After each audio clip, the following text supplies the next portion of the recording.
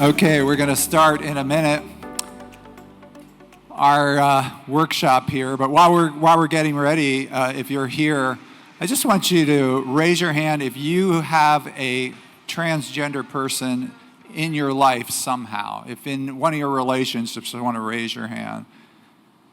Okay, it's happening. If you have not raised your hand at all, let me just tell you, it's coming. It's coming to a relationship near you. If trans has not influenced your life yet, it has not affected your life, it will. So I'm very glad that you're here for this workshop so we can talk about it, begin to think about it from a biblical perspective. And that's what we're going to be doing, trying to understand, how do we get our minds around this? Okay, so I think we'll start now. I think we're on time. And I need to introduce it this way. Hello. Welcome to Hope 2024. My name is Sam Andreades. Today is Saturday, June 22nd, and you're attending the workshop Transgenderism, Gender and Hope, Notes from a Pastor's Desk. And let's get started. And I'll just say, starting out, that what you're hearing today are selections from the book that's back there across the kitchen table. Talking about trans with your teen. So if you're intrigued, if it goes by too quick and we do need to move quickly, you have that resource back there. Okay, so here we are. You're sitting across the table from your loved one, and you hear, "I'm queer nonbinary," or "this body is not who I am." And you're sitting there bewildered, and you think, wow, if this person is in your family, you're thinking, I didn't think our family was so messed up. So how is this now coming out? How do I interpret it? What's actually being said? Now, transgenderism can mean a number of different things. It's kind of a big umbrella of a term. It covers many different conditions now and experiences. So to understand what somebody standing under that umbrella is saying, we kind of need almost a flow chart. Well, have no fear, that's what we have for you today. We have what I call a transdiagnostic flow chart. And this is just to try to help you have some categories in your mind as you think about this issue and you try to decide what's being said here, just to get at the heart of what's really going on. And so we're just going to go through these boxes so to give you a framework as you are talking with, seeking to help someone in your life who says something like this. Okay, the first box isn't really a box on the chart. It's more of a preliminary. It's about your first response when someone tells you something like this. "I'm queer nonbinary." What's the first reaction that you have? It's so important. And that's where we have our first box here, which isn't a box, it's a hexagon. Affirm your love. Affirm your love for the person. This is the time when you want to say these things that, like, "I'm so glad you told me this. I will always love you. I want to walk with you in the midst of this." Just make sure that you affirm the relationship. And affirming the relationship, it does not mean you're agreeing with the interpretation of the person that you love. It just means you're prioritizing the relationship, which is appropriate. So that's the first thing. It's critical for this to be your response. And now, after you've done that, and the person knows that you love them, then you still have to figure out what's going on, right? So I have 5 boxes for you to just keep in your head to think about and say, what could someone actually mean when they say, "I'm trans"? Okay, the first box, a very big box if you're dealing with teenagers, is the desire or craving to fit in, right? We all desire to be accepted by our peers, but with teens, it's visceral. It's visceral. What one's peers think when you are a teen is absolutely overshadowing everything else. It's just essential. So this is a reason why a lot of people would say they're trans today. And that's because, that's what goes on in our teens. It's not really a gender dysphoria. but it's a need to be cool with one's peers. If it's become fashionable in your neighborhood to go trans, then your teen might not want to miss out. And so this is what powers the term that you hear, rapid onset gender dysphoria, which really is not gender dysphoria at all. It's this craving to fit in, this desire not to miss out.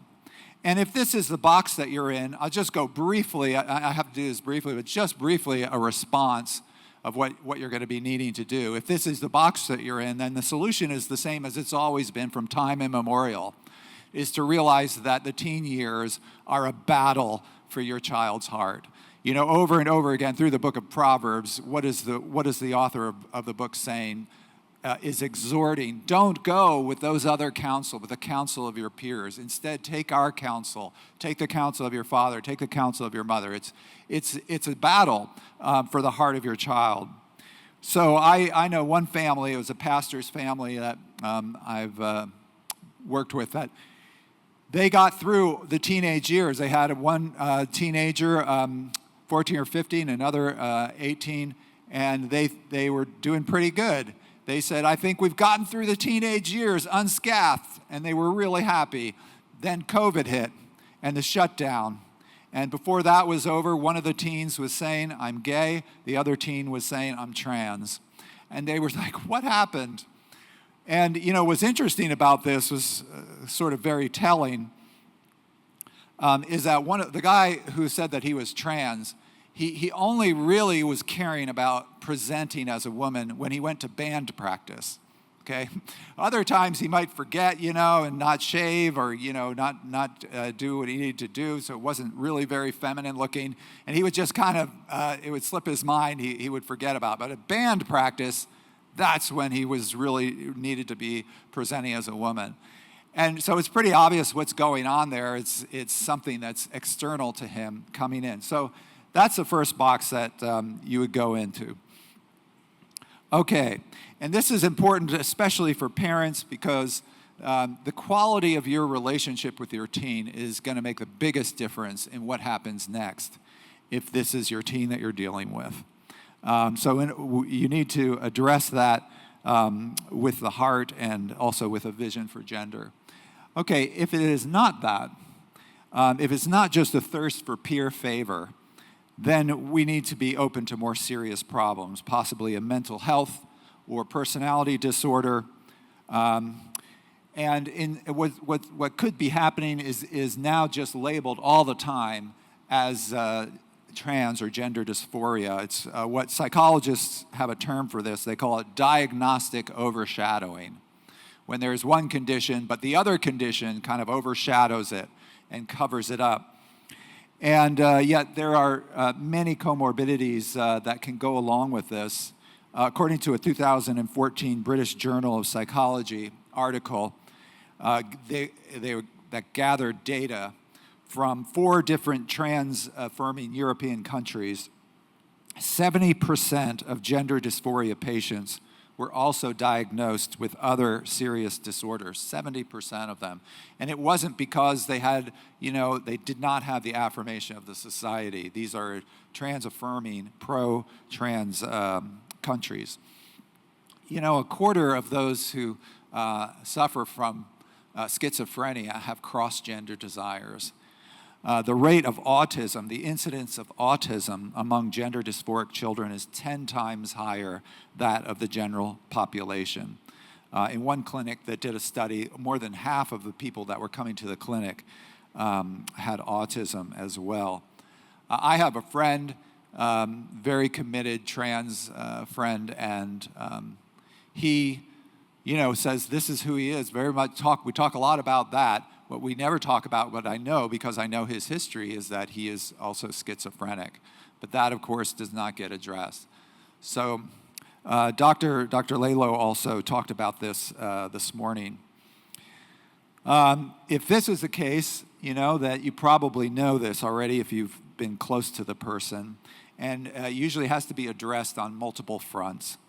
Probably therapy, possibly medication, certainly, definitely spirituality, engaging with the powerful truths of the gospel.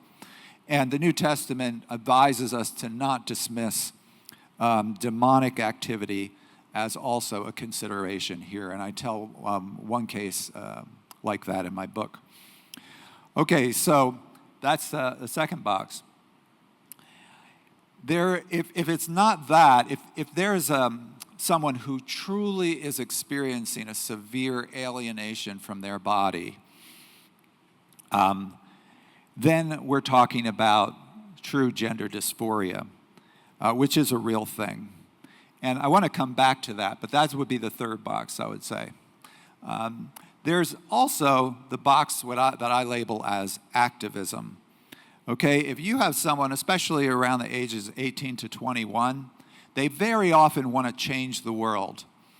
And that's a good thing, 18 to 21-year-olds often want to get out there and fight for the disadvantaged and make sure people who are bullied are stood up for, and be there for justice and overturn the oppressors. That's a good thing, and that should be encouraged in these folks. And if the cause is just, very often it's these people who do change the world.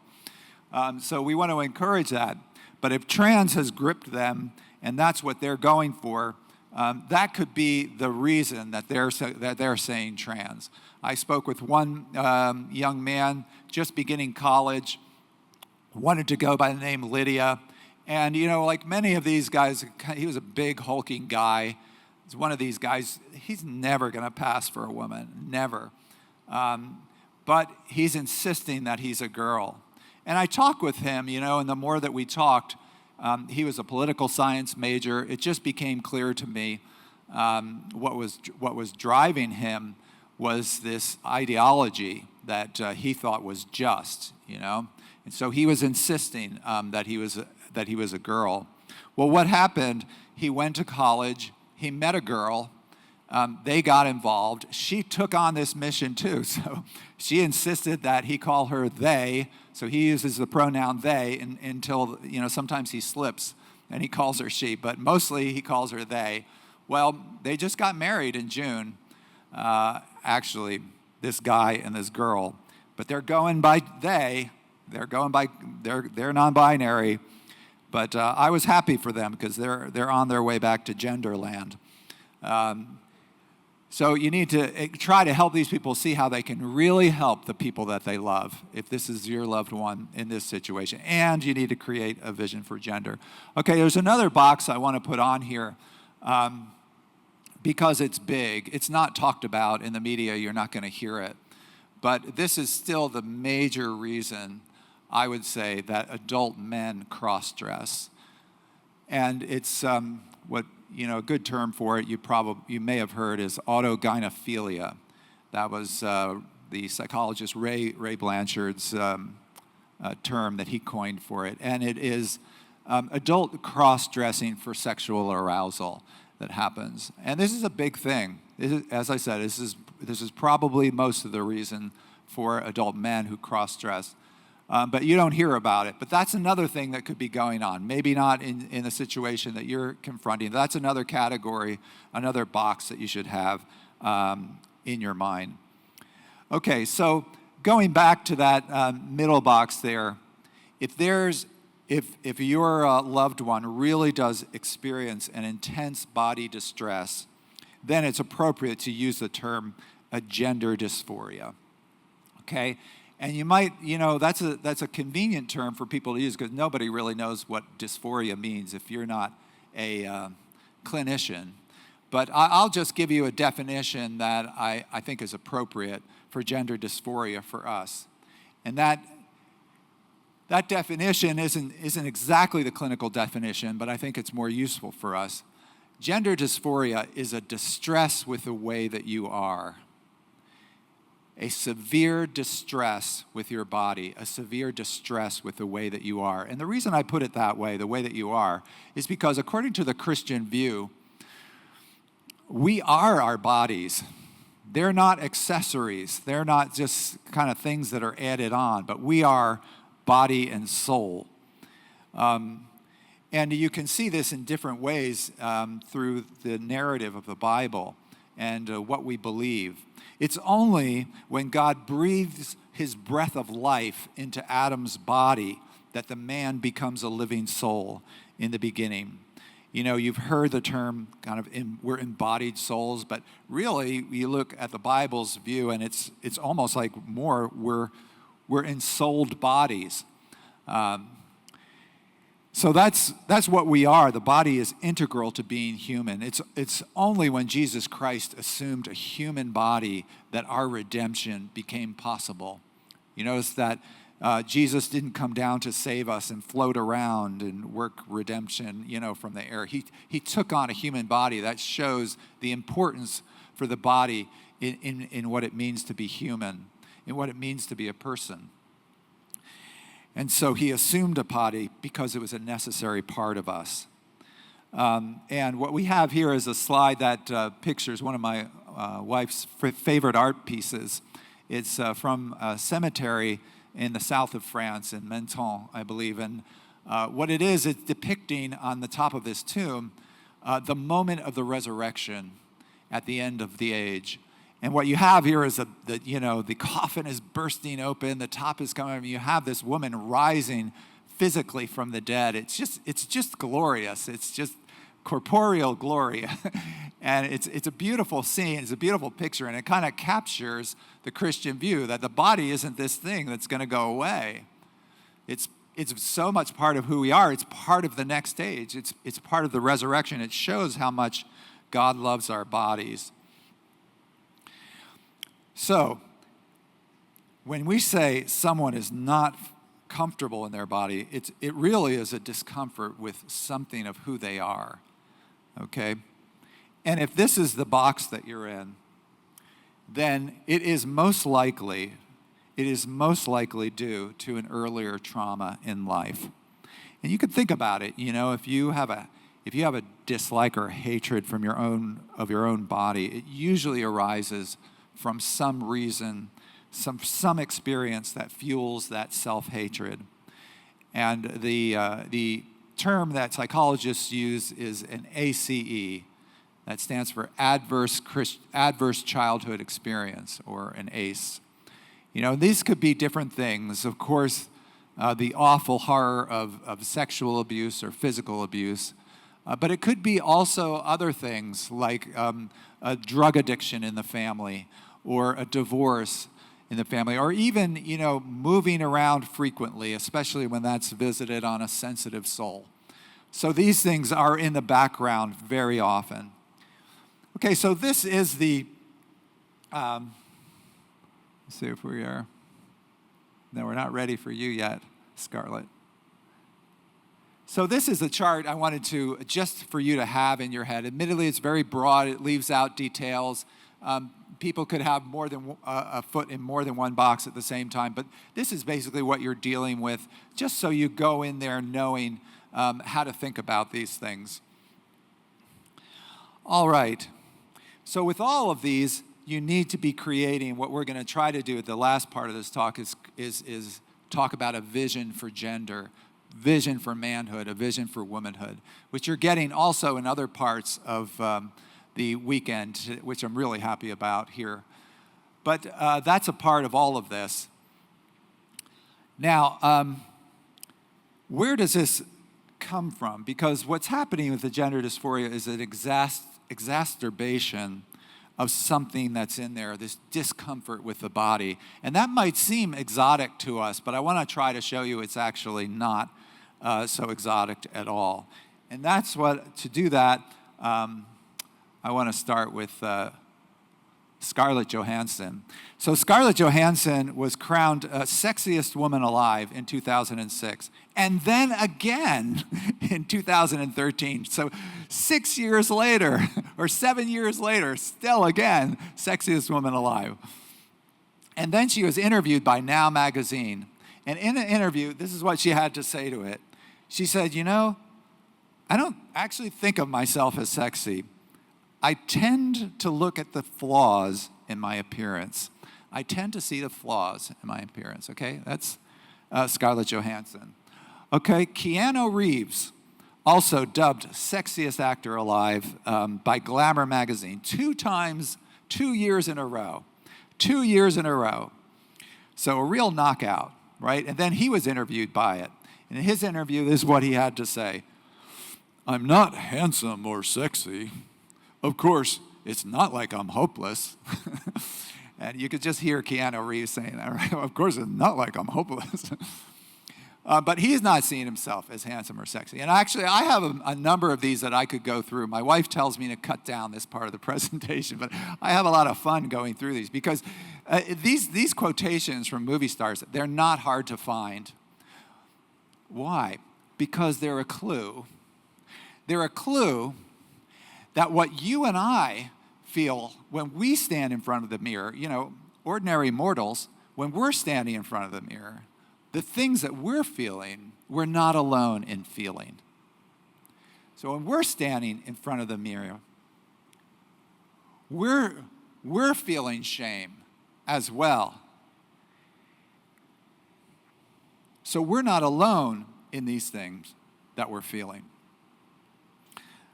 Shame of the body is something that is found deep within the human psyche. And all of us feel it more or less acutely, to one degree or another. But for some, it hardly ever leaves their minds.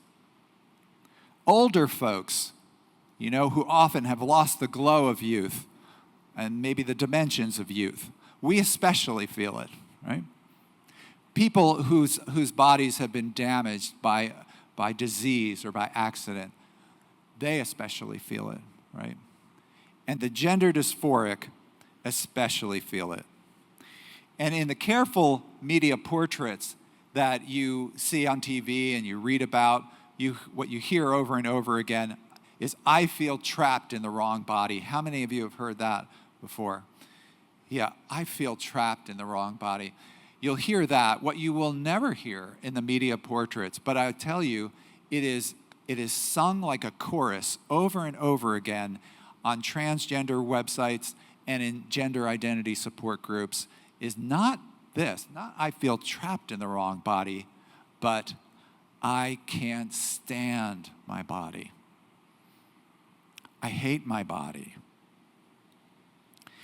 That's another clue. There are different reasons for a debilitating shame of one's body. It could arise from perceptions. It could arise from something done to you. But it's something that's being captured of this universal, deep shame of our bodies. Where did that come from? Well, I want to read to you the passage from Genesis chapter 2 to Genesis chapter 3. I'm going to start at the end of Genesis chapter 2 and read some verses for us, because this is what's underneath it. I'm going to start in verse 25, the end of Genesis chapter 2. And the man and his wife were both naked and were not ashamed. Now the serpent was the more crafty than any other beast of the field that the Lord God had made. He said to the woman, did God actually say, you shall not eat of any tree of the garden? And the woman said to the serpent, we may not eat of the fruit of the trees of the garden. We may eat of the fruit of the trees of the garden. But God said, you shall not eat of the fruit of the tree that is in the midst of the garden, neither shall you touch it, lest you die. But the serpent said to the woman, you will not surely die, for God knows that when you eat of it, your eyes will be opened, and you will be like God, knowing good and evil. So when the woman saw that the tree was good for food, and that it was a delight to the eyes, and that the tree was desired to make one wise, she took of its fruit and ate. And she also gave some to her husband who was with her, and he ate. Then the eyes of both were opened, and they knew that they were naked, and they sewed fig leaves together and made themselves loincloths. And they heard the sound of the Lord God walking in the garden in the cool of the day. And the man and his wife hid themselves from the presence of the Lord God among the trees of the garden. But the Lord God called to the man and said to him, where are you? And he said, I heard the sound of you in the garden, and I was afraid because I was naked. And I hid myself. He said, who told you that you were naked? Have you eaten of the tree? So, once again, the scriptures help us to understand ourselves deeply. What's the most important thing about the newly created humanity? What's the culmination of chapter 2? What's the last thing that we learn about this couple? What is special about them? What is it, the quality that they have? That last verse, the most important thing, the man and his wife were naked and were not ashamed. Imagine that. Imagine standing in front of your mirror naked and not being ashamed. Can you imagine it? If even Scarlett can't do it, if even Keanu can't do it, we can't do it, you know. If even movie stars can't do it, it might be impossible for us to comprehend. But that used to be the normal human experience, is to be able to look at your body and not be ashamed. The normal thing. That was the pristine experience of Eve and Adam, unencumbered nakedness. And then we read in verse 6 of chapter 3 that great sin, the sad rebellion of humanity against a very good God. And then what's the immediate result of that? What's the first thing that happens after they eat of the fruit? The very first thing that happens is shame. Verse 7, the first thing that happens after they eat is shame about their bodies. And so they fashion a cover-up of fig leaves. They go and hide. God has to come look for them.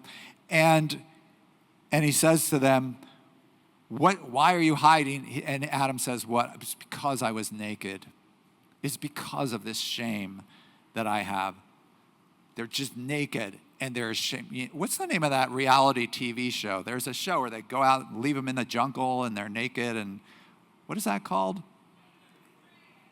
Oh, thank you. Naked and Afraid. See, I don't watch shows like that. I'm a pastor. But I don't know, you people. You knew the name. No, I'm kidding. Yeah, it's been like 6 or 7 seasons. Very popular show. Naked and Afraid. Right, that's it. Well, here's the Bible's reality TV show. The reality that's real. Not naked and afraid, naked and ashamed. Before the fall, naked and unashamed. After the fall, naked and very ashamed. That's our reality, the very sad reality now.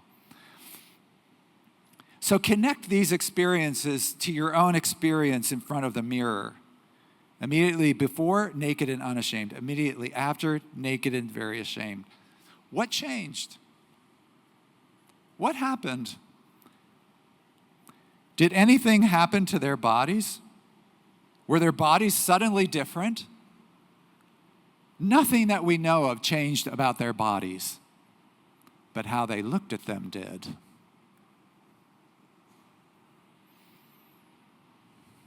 Why? Why did how they look at their bodies change? Because what Adam and Eve did when they took that fruit, what they were really doing is they were taking on themselves the role of determining good and evil for themselves. They were becoming their own arbiters of morality. They were going to, by themselves, define the good, the true, and the beautiful without God. And you say, that's it? That's all they were doing? Well, isn't that what people do all the time? They decide what's right for themselves in their relationships, decide what's right for themselves in their marriages, what's right for themselves in their pregnancies. Isn't that what people are supposed to be doing? Well, the teaching of this story, friends, is absolutely not. That this is absolutely what we are not supposed to be doing, but what we have decided to do. To become our own arbiters of reality. to decide ourselves without God's revelation what is true and false, what is right from wrong, what is beautiful from ugly, apart from God, his evaluation of things as expressed in the revelation. So in a sense, we put ourselves in the place of God, right? Where we were never meant to be. And that decision that they made, that wasn't like an on-off switch. It wasn't a step down a stairs. It was a step off a cliff. So from that point on, they looked at everything from a new vantage point, including themselves. After they took the fruit, all they had to do was look down. And from that moment on, and ever after, they saw themselves apart from God, apart from being made in God's image, apart from being an icon of God, apart from his interpretation of them. And instead of this independence leading to a feeling of freedom, it led them to a place of profound shame. It left them embarrassed, ashamed, and unable to sustain the gaze. That was the switch. And our shame comes from taking the very same step. We are the children of Eve and Adam. And we put ourselves in the same place so that we are taking the value, not the value of ourselves when we look at ourselves, not from being in the image of God, but instead just from ourselves. But you can't do that.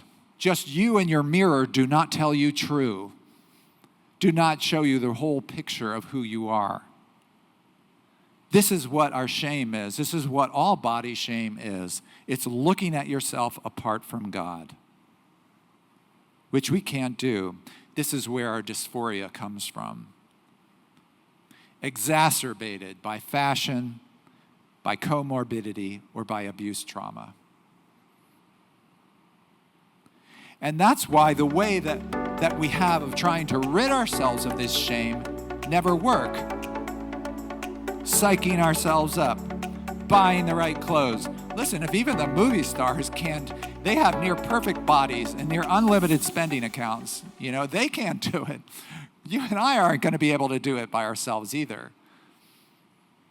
And the current way of addressing all different kinds of conditions come under this. Those of us who are really maybe trying to lose weight and we want to exercise. Exercise is great, does so much for us, so many things for us. So yes, do exercise, it's good.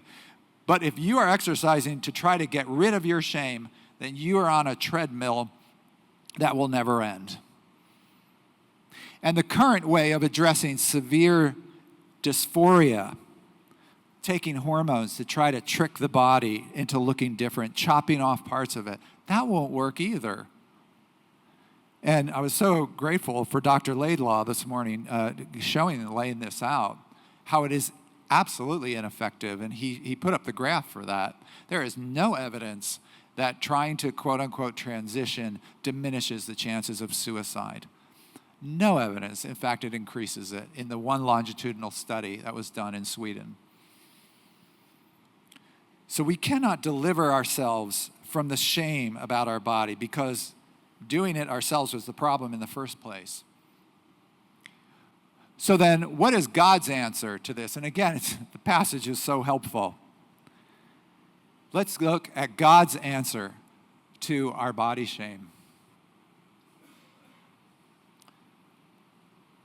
This is what they went through.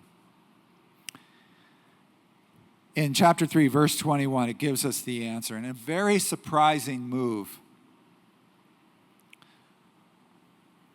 God takes one of the precious animals that he had made for the couple, and he makes a sacrifice in love for Adam and Eve to cover their shame. He kills the precious animal to do it. And this is the first lesson. We must turn back to God for his covering, to make him God again, to be freed from the shame. We need to do that. And I love this picture. This is by Brad Didsmore, it's a painting of that moment in chapter 3, verse 21. And the more you look at it, the more significance it takes on. of what's going on here. How God made that sacrifice to cover the shame.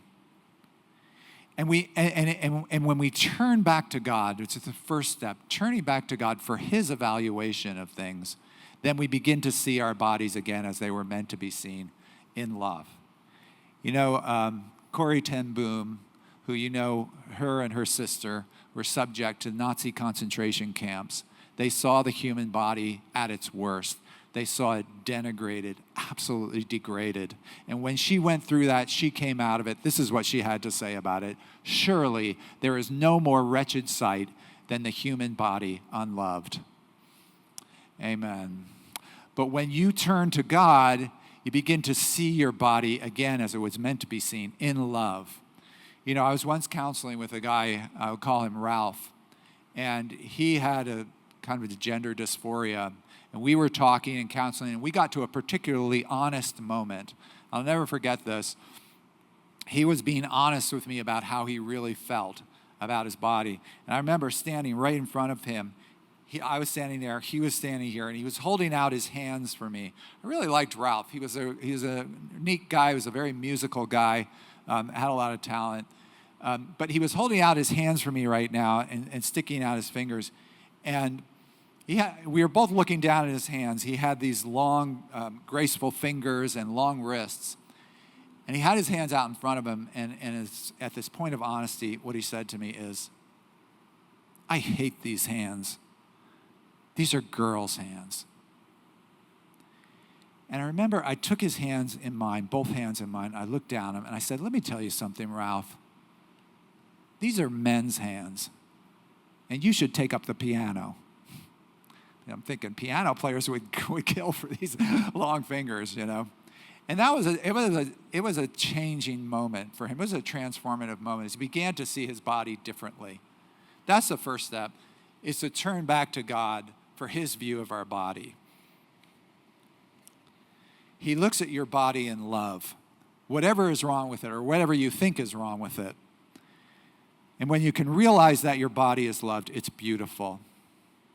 Now, the second answer is to realize that the first answer was a promise of some greater provision to come. And that provision is in our Lord Jesus Christ. A complete undoing of our shame in another sacrifice to come. What did Jesus Christ sacrifice for us? His body. His body he sacrificed for us. And, you know, most portrayals of the cross are like this one. They have a loincloth there on him for modesty. But friends, that's not the way it was. We know how crucifixion was carried out in the first century Roman Empire, and he was naked. He was completely naked. That shame he had to bear. And not just naked, he was disfigured. He was deformed, just as Isaiah talked about, made utterly disgusting to look at. And that was on purpose. Roman crucifixion was there to heap the most shame possible on the human body. That's what it was all about. So that you would walk by, you would see someone crucified, you would look up, see that person crucified, and there would be one thought in your mind, that will never be me. I will never defy the Roman Empire, because I will never be put in that place of shame. That was the point. He took that willingly. He welcomed that. The most shame possible on a human body. He welcomed that for us. And that's what Colossians 1 says, does it not? He reconciled us in his body of flesh. Who did he reconcile? Those who were alienated. We were alienated from God, alienated from one another, and yes, alienated from our own bodies. He took that on in his body of flesh in order that we would be what? Above reproach, that is, without shame. He did that for us. to eradicate the shame in us, Jesus Christ allowed his body to be mangled so that our alienated bodies could again become beautiful. So receive God's loving gaze at you in Christ. That, and only that, will end the inner alienation. That is the pathway to ending our shame, whatever our dysphoria, whatever the degree of our dysphoria. And you can apply this in a lot of ways, friends, whether it's in the process of losing weight, or whether you're a young woman, a young girl whose body is going through changes and you don't like what's going on. You need to get God's gaze on you. That's what you need. And this is what can help the gender dysphoric, to become reintegrated, to see their body through God's eyes. And we can help if you have someone who's gender dysphoric in your life. You can help. I was praying with a father recently whose daughter, a number of years ago, started to go down the trans route. And she was utterly ashamed of her body. She started to go down this route. And her dad brought her back, affirming the truth of what Jesus Christ did.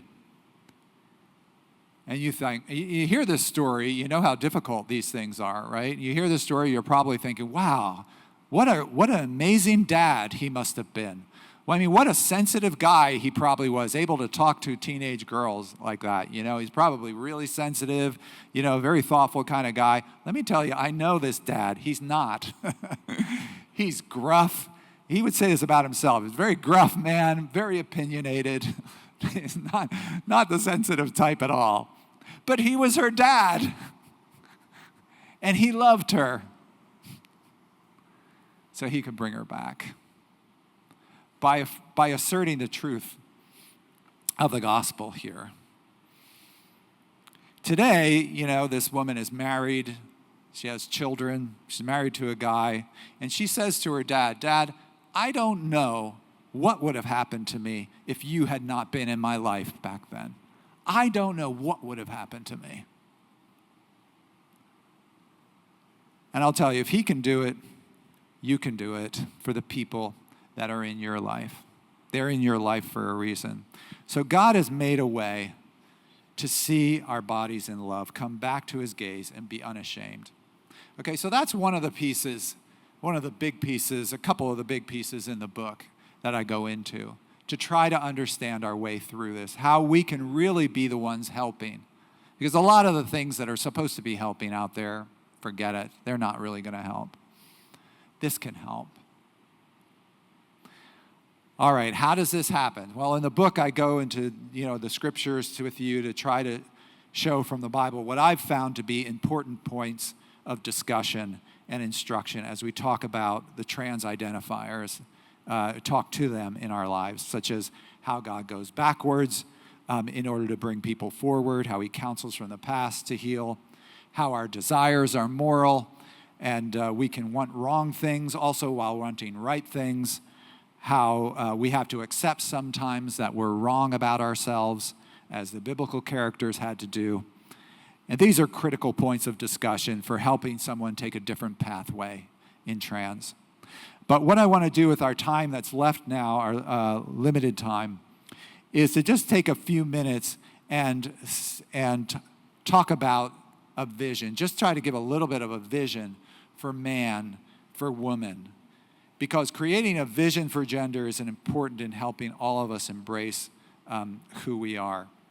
And so I would like to take a few minutes to give just to a woman to help us have a vision for womanhood. And I can't think of a better woman than the truest woman that I know, Mary Kay Andreades. So Mary Kay, would you talk to us about being a woman?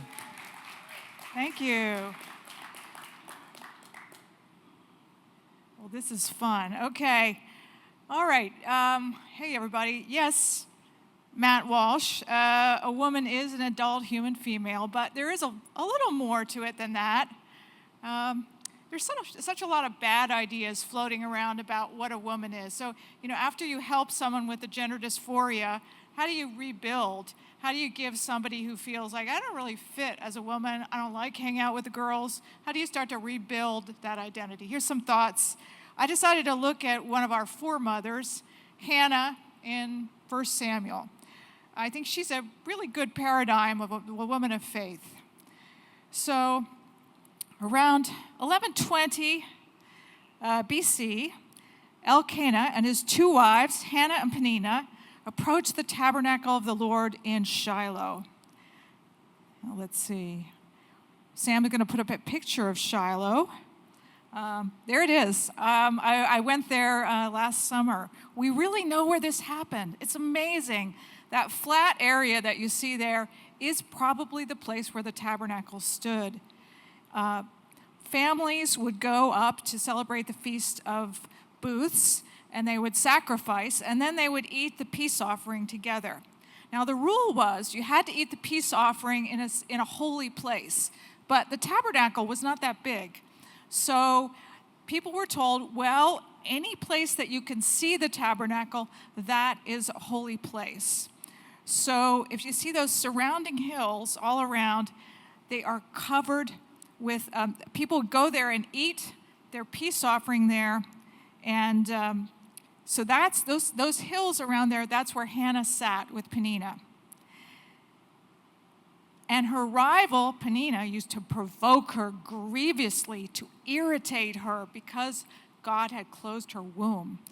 So after the meal, they were sitting around. Since the dishes were now considered holy, instead of washing the dishes, they would break the plates. So you can just imagine Hannah sitting up on that hill, surrounded by her broken plates and getting taunted, and all her broken dreams, and just feeling this grief. And her husband, Elkanah, offers, "Am I not more to you than 10 sons?"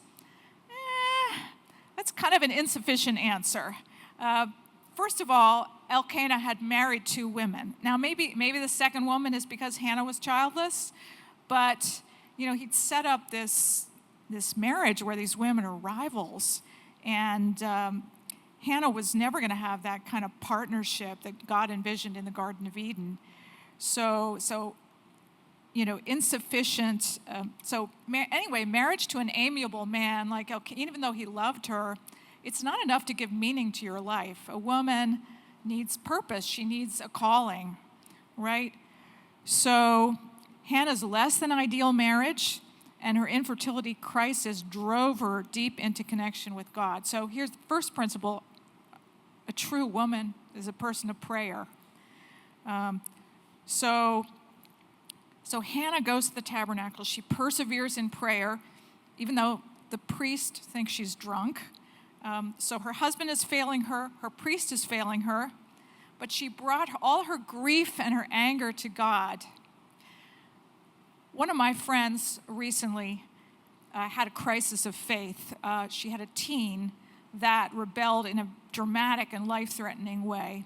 My friend was tormented by the idea that her daughter would die and be lost forever, as she was very angry with God. We told her, tell your anger to God. God can handle your negative emotions. And she did. I began to be more worried about my friend than about her daughter. Her dark mood went on for about a year. And it was one of those encounters with the problem of evil that we all face at some point, where you just hit a wall with God. But like Hannah, she poured out her vexation and grief to God. She used some strong language. There may have been some yelling in the backyard. And she even went on a road trip to try to hear from the Lord. And while she was there, God sent a stranger to speak to her in a miraculous way, in a kind of like when Jesus said to Nathanael, "I saw you under the fig tree." It was an experience like that. And all of a sudden she thought, God sees me. And my friend was changed. And she came back and she got back in the game and she, started fighting for her daughter. And, that story hasn't ended yet, but she came back in a really different place. So this is like something like this happened to Hannah. So like Hannah, a true woman is someone that prays so hard she looks like she's drunk and sometimes yells at God.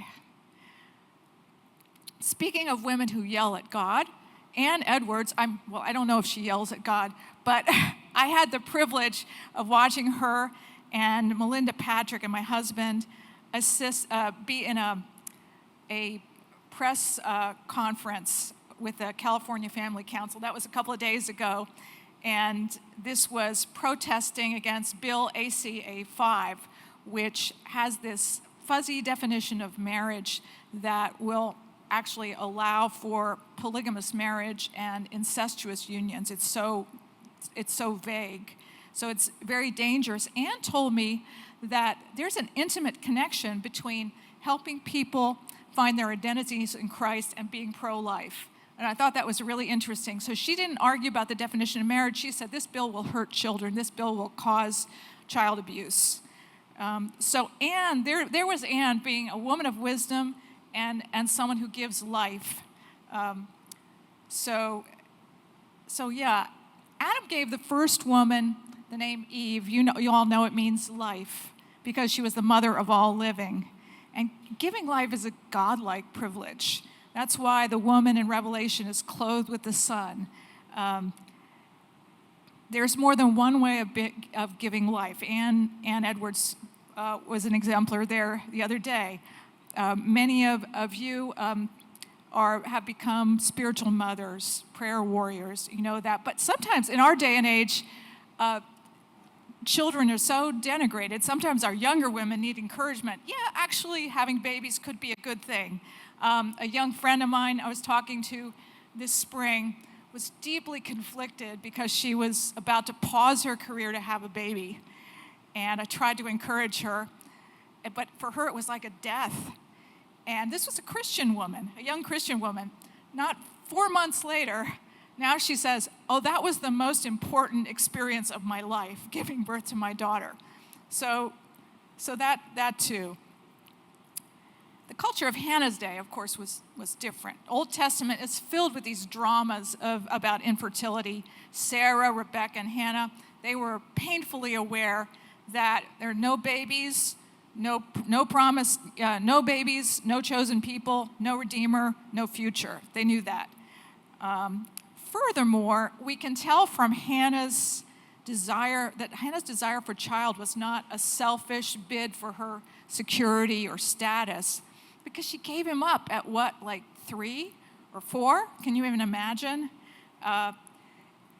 Also, you can tell that she's pursuing God's purposes in having a baby. She's pursuing God's kingdom, and we can tell that from the Song of Hannah. She testifies to God's sovereignty over life and death, even predicting resurrection. The barren woman has borne 7, but she who has many children is forlorn. The Lord kills and brings to life. He brings down to Sheol and raises up. Hannah hails the coming of the Davidic kingdom. The Lord will judge the ends of the earth. He will give strength to his king and exalt the horn of his anointed. So Hannah is empowered to give birth to the needed, faithful priest, the kingmaker. Hannah, the woman of prayer, gives life, and then she dispenses the life-giving prophecy, the life-giving wisdom. God is going to establish his kingdom on earth. He will raise up his anointed one. So giving wisdom is also a true woman's calling. So if these are things you can do, even if you feel like you're an atypical woman, even if you feel like you're not a feminine woman, you can do this. You can give life. You can give wisdom. Book of Samuel, it's often the women that bring God's people the needed understanding of what he's doing. It's Hannah who prophesies the coming king. It's Abigail who prophesies there will be a Davidic dynasty, a sure house. Later, it's the wise woman of Tekoa who tells David, you've got to deal with Absalom. And it's Bathsheba who secures the succession of Solomon.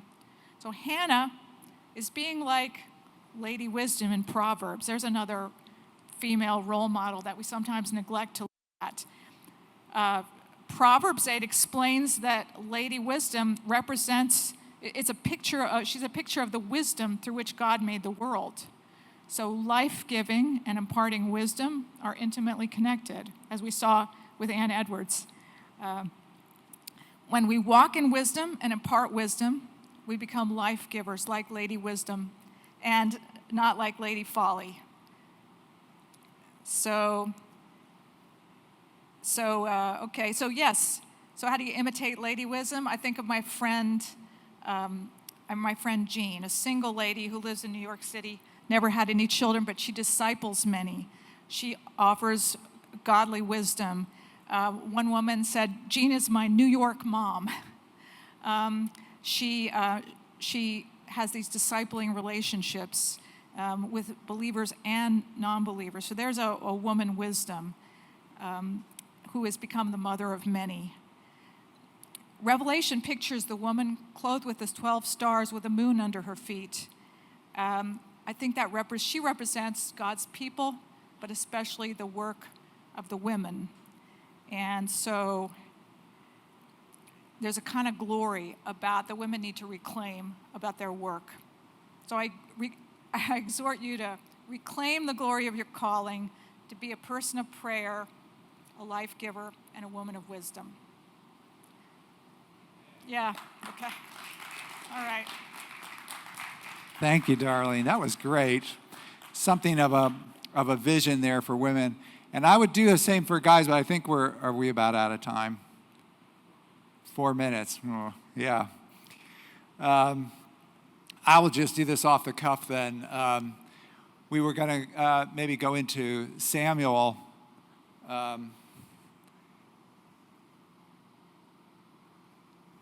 But Samuel's a great picture.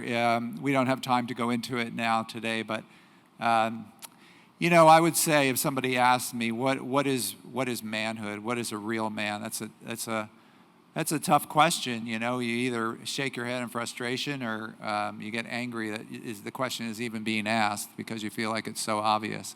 But it needs to be asked because men need to ask that question and have it answered in order to become men.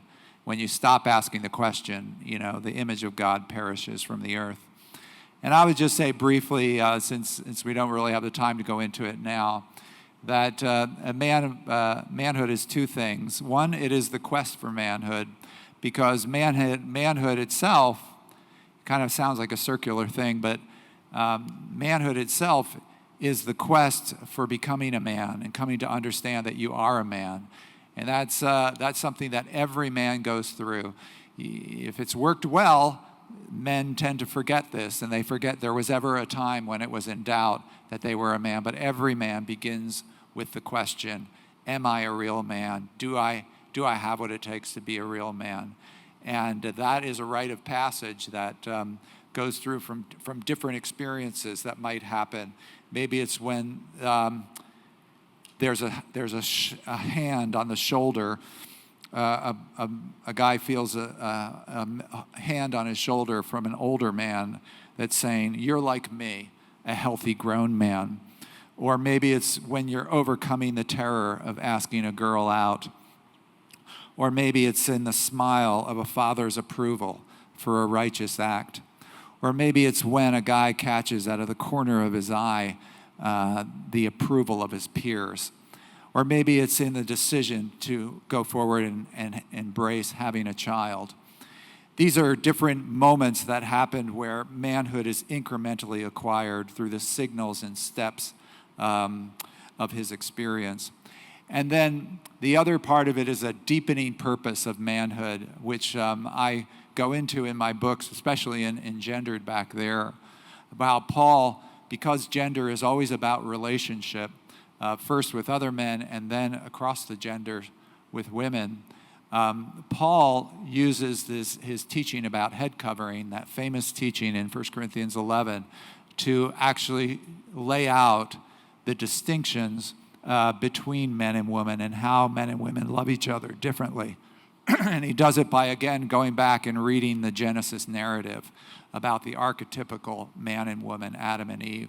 And he gives three profound asymmetries there that a man grows in and God challenges men to grow in for all their lives, including me. I'm still being challenged by God to grow in my manhood. So even at my age. So we don't have time to go into those, but I guess it's a book plug. So you can go and check it out in the book. But these are things that we have to do to address the trans among us. We do have to talk about where our dysphoria comes from. But the second piece, very important, is to build a vision for gender to those among those we love. So these are some thoughts, some major pieces. God bless you as you address this, because it is coming in your life. Thank you very much.